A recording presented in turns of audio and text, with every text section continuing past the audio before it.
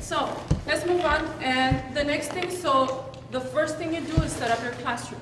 Then you think about what do you want your students to do when they're in your classroom? What do you expect from your students when you're in your classroom? And you have to inform them because, like for example, in high school, they go from one teacher to another, and the expectations might be different. So you have to inform them what it is that you want from them.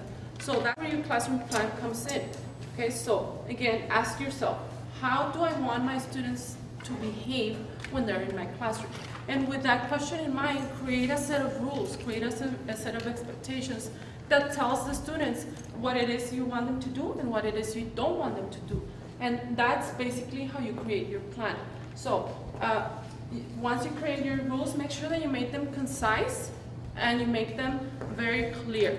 By concise, I mean they're short, there's not that many rules, and they're very, very clear. For example, I've seen a lot of plans where they say, be respectful.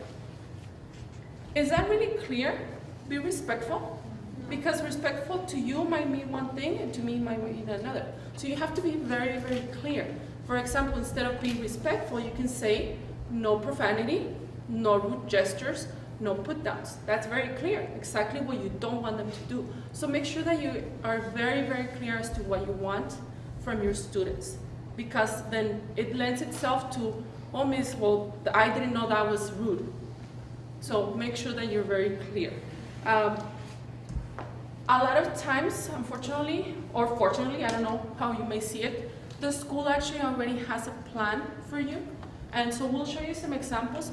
In that case, obviously you post it because it's the school-wide plan, but you can also always add. You can always add a set if you feel you need it. So let me show you some examples, and I think this first one is the one for Del Valle. So where Veronica works at. So if you notice, there's only really 4 expectations up there. Is be respectful to all the members of the Del Valle family, and that includes everyone, right? That includes teachers, that includes students, that includes staff, that includes custodians, so it's everyone. And again, the be respectful, again, in my classroom would tell them exactly what that means. What we mean when we say be respectful. The next one, be prepared for all classes.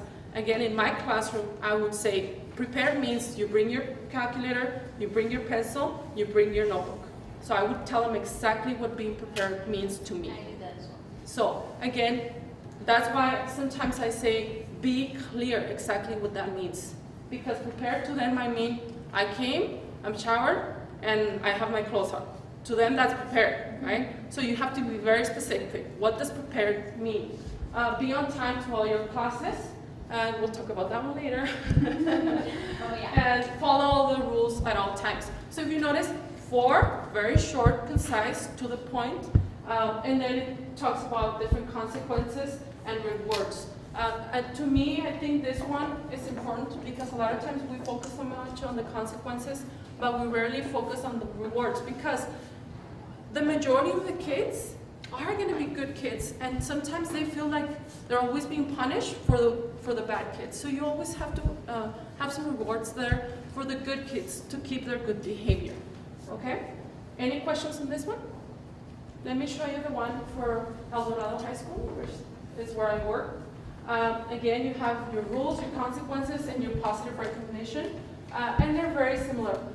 Be on time, prepare with all materials and in your assigned seat when the bell rings. Respect the teacher and the classmates. Non-authorized use of electronic devices. Teacher dismisses the class, and follow the student's code of conduct. So if you notice, it's very similar to hers. It just has a little bit more wording. It's not as concise. But again, that's the school. So what I did, because I wanted it to be more concise, more clear, I actually made my own, and that's what it looks like.